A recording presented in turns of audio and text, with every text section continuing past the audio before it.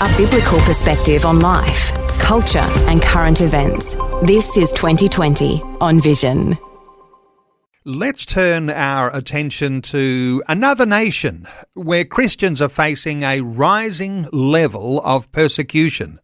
The nation of Nepal is considered a secular state, but it defines secular as protection of religion and culture handed down from the time immemorial.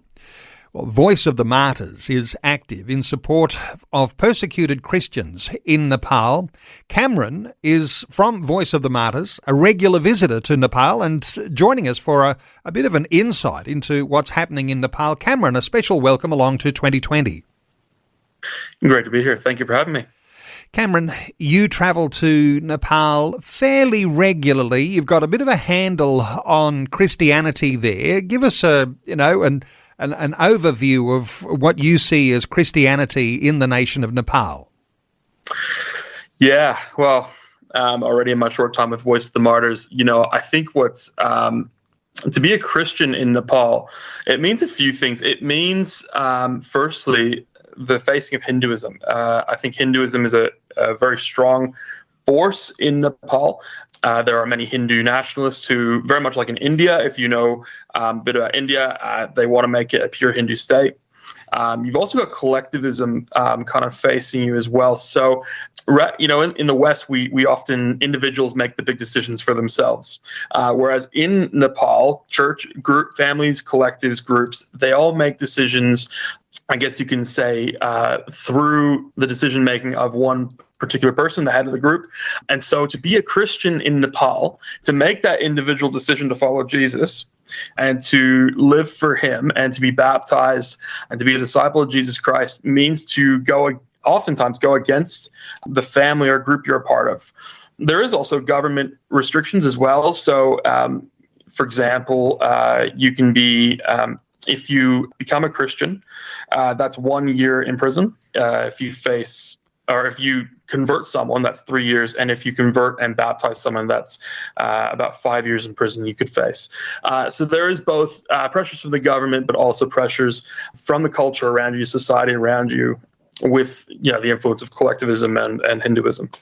Cameron, persecution doesn't happen if the church is not growing. So what we obviously are seeing in Nepal is that there are Christian believers. They are sharing their faith very winsomely, and they're winning converts.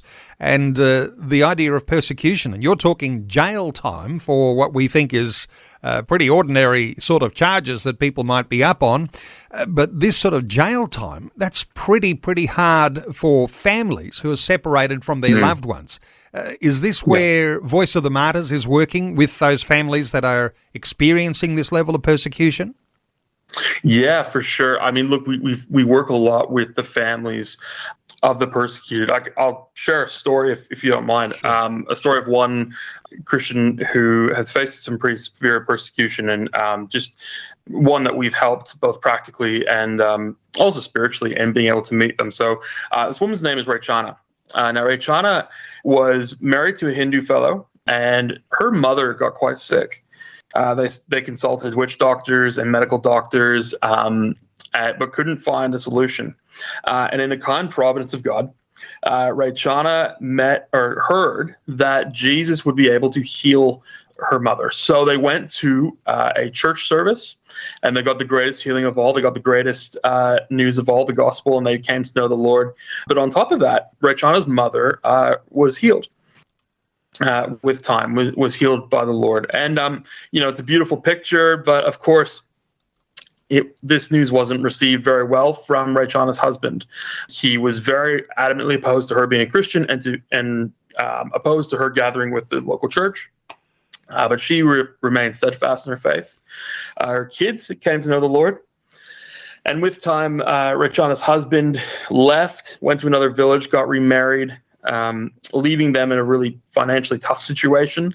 And so one night, Chapang, the husband, came back, and in anger and in seeking revenge, came in the night, took gasoline, poured it on her, and lit her on fire. Now, in the kind providence of God, she was, the neighbors heard her, came, attended to her. Japang, the husband, was arrested. And with time, Rachana was healed. And, it reminds us of what Jesus says, that the gospel does bring division, father against son, husband against wife, mother against daughter. But also we see the grace of God in the gospel in these families. So we see how Rachana and her son, when we asked them, have you been able to forgive your husband? They both said yes. Rachana brings food to her husband in prison, and her son talks to him on the phone and sometimes sees him at prison. So, we also see the way Jesus' command to love your enemies and pray for those who persecute you is reflected in the lives of these families. And so these families, on a practical level, I talked about the financial side of things. We've been able to help them so that help their kids get an education, so that they're able to then better support the family. We've also been able to help rebuild their home. So that's been, an incredible blessing to do both of those things on a practical level, because they've been affected by persecution. But in turn, the story they share to us about being persecuted for the faith and what that looks like, and how to love those who are nearest to you but have hurt you so deeply, that spurs us on in our faith too. So I guess it's a little bit of a picture of what the families look like and how we help them. It's confronting, isn't it, when you have a miraculous healing, and you would expect that everyone would celebrate that. But because of the family disloyalty and religious affiliations, nothing divides a family like someone discovering Jesus. And so you've got this, it's confronting because a healing and then persecution that follows in an endeavour to turn you back against this faith that you have in Christ. Just quickly, when we talk about miracles, I've heard before that when people have an ailment and they seek out Hindu shamans and they're looking for some sort of miraculous intervention, it's not happening, but they go to the Christians, or they find their way to the Christians, miracles happen and the church grows. Is this something that you've picked up on while you've been visiting? Yeah, look, I've certainly heard stories from people in Nepal about just the way God works and the way God acts in marvelous and incredible ways for his people. It just reminds me of that story in Acts, or really what the apostles prayed for in Acts 4 about God providing the healing and those signs and wonders as they're proclaiming the gospel. And I think, we certainly do see that, or we've heard those stories rather in relation to the church in Nepal. Yeah, for sure. Yeah. What about the presence and even the tolerance for people having Bibles? Is this an issue in Nepal? Look, I think the issue mainly lies in more so in the area of conversion. So there are strict conversion laws against Christians. But, it's funny you mention Bibles and the receiving of Bibles. So Christians there's a great video of Christians in Nepal receiving Bibles. I've walked maybe 2 hours straight in my life, but these Christians have walked 6 to 7 hours out to the dry riverbed in the middle of nowhere to receive Bibles. So they've walked through the jungles. Facing, there is the threat of rhinos and tigers and other wildlife.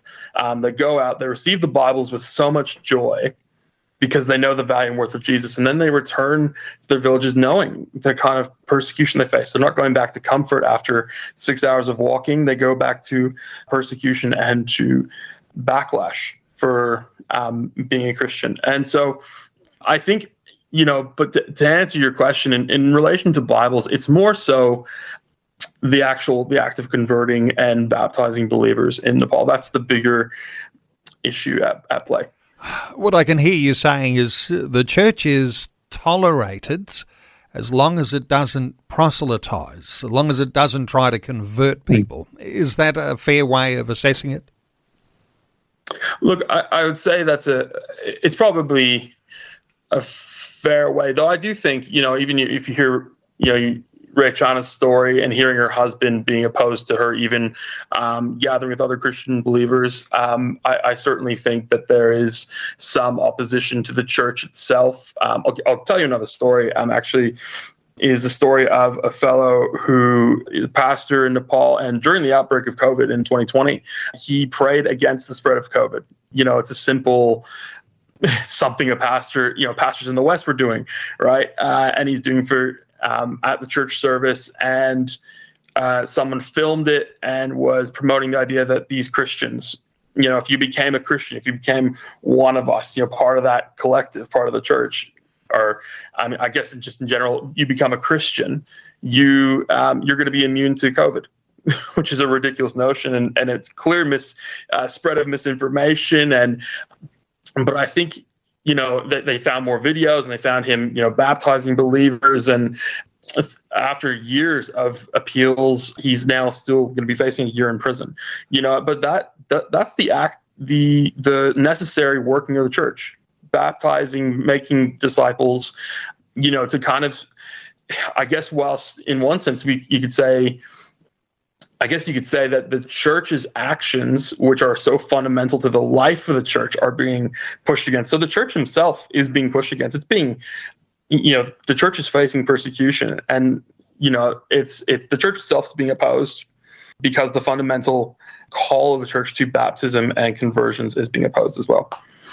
Okay, well, is there any special appeals you guys have running at the moment? Voice of the Martyrs, really well established, a reputable, fabulous organisation. Is there some way that listeners can connect? I imagine that you're calling listeners to pray, but also give. What's your encouragement? I think my encouragement, more than anything else, I'm a real lover of the examples of men like George Mueller. He didn't, outwardly go and seek to get money, but the Lord provided. He prayed.